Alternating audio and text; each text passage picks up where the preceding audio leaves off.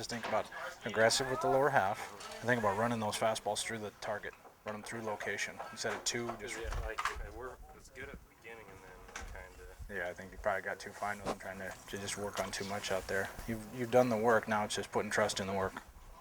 Just execution now.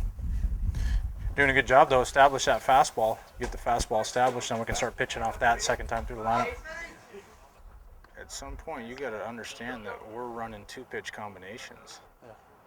I mean, we're throwing in on Parker. You got a base open with a guy who's murdered you every time you go with a fastball in. And you continue to try to throw that pitch for a strike. We're throwing it in there to set something else up so that we can get off the plate instead of running that thing on the inner half, because 1-1 with a guy in third and less than 2 outs, he's still sitting his pitch. He's still looking to get a hack off on a fastball. And we're trying to get him out with something else. And if you can fade that change to the other side, that's a better option than trying to run 87, 88 on the inner half. You understand? Yeah, the setup pitch. Yeah. You got to understand when to pick your fights. Now, if he's been battling you on the outer half, then you can go in. But when he hasn't shown you that he's trying to get plate coverage on the outer half, then there's no need to try to go in there because you're not going to have any effect. You understand? Yeah. You didn't do anything to establish here to open that up.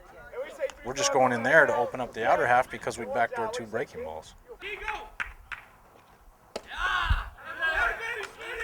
You're not forcing anything to suffocate with those guys by getting ahead in the count.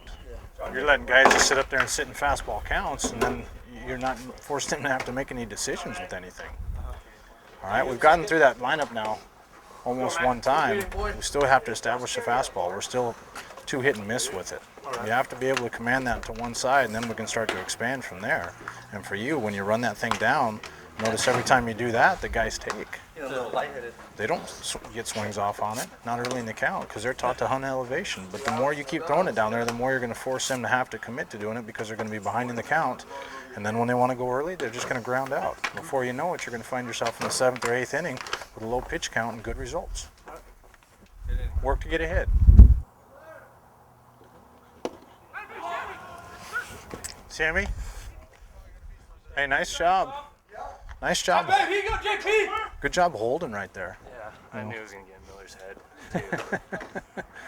Yeah, but I mean, the other part of it is that you keep that guy at first, he may just get antsy and break. And if he breaks, then he's just a dead duck, and you get to have that guy. You get to have that guy leading off next inning if that guy decides to break because you've been hold on him.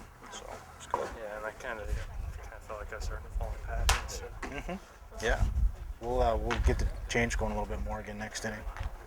I've told you from day one, when you command that side of the plate to right-handers, you're going to win 7, 8 out of 10 times. But you got to command that fastball. You're just too much in the middle of the plate, and that nonverbal body language of just not attack, not attack, not attack. It's like you're searching for something instead of just trying to make a way. You find a way or you make a way. You know by now you've thrown enough pitches and played enough baseball that you're going to have to kind of impose your will in certain situations and just keep driving it in there. As long as it's down, you can't get hurt. That's why they got 4 infielders and 3 outfielders. If it's down, you win. Boy, this guy's good at bats. Battles. Atta baby! 2 things. One, you see the importance of throwing the ball downhill. First couple guys got off some good swings because you're elevated. Yeah. Then you start throwing the ball downhill with a little aggression, and the other thing that you can do when you're ahead is you can pick sides of the plate a little bit more. Yeah. You force the hitters to have to guess. Poyer battled you, but what got you in a position to have success against him was throwing the ball downhill on the side of the plate that he wasn't looking to.